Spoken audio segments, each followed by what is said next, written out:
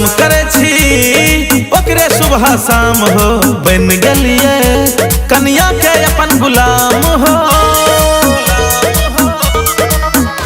प्रणाम करे छी ओकरे सुबह शाम हो, बन गलिए कन्या के अपन गुलाम हो।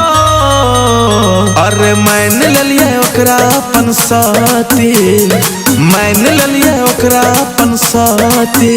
पगली देखाबे अगरबत्ती, पगली देखाबे अगरबत्ती।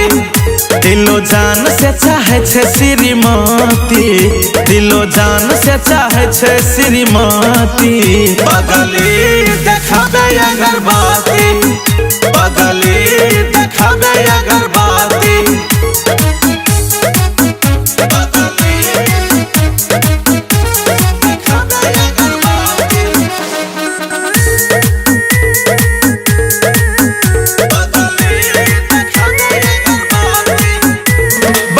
भोली भाली हमर घर बाली, सोचने न छली बनते हमर पुजारी। कतो मन नहीं लगे छै यो काम काज करे में, ओकर बिन जिंदगी कोना गुजारी। गलती करे छी त कहे छे डांटी, गलती करे छी त कहे छे डांटी। पगली देखाबे अगरबत्ती, पगली देखाबे अगरबत्ती। अरे मान ललिए ओकरा अपन साथी, मान ललिए ओकरा अपन साथी। पगली देखाबे अगरबत्ती, पगली देखाबे अगरबत्ती।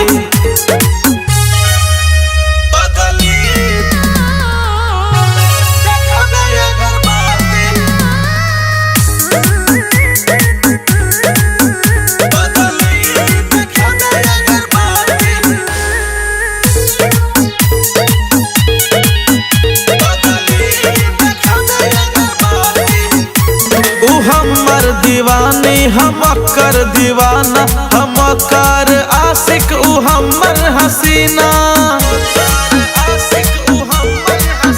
हे यो गुस्सा करे छै त छूटे पसीना, माया करे छै त लागे रवीना। हे यो मार ललके हमर उमाती, मार ललके हमर उमाती। पगली देखाबे अगरबत्ती, पगली देखाबे अगरबत्ती।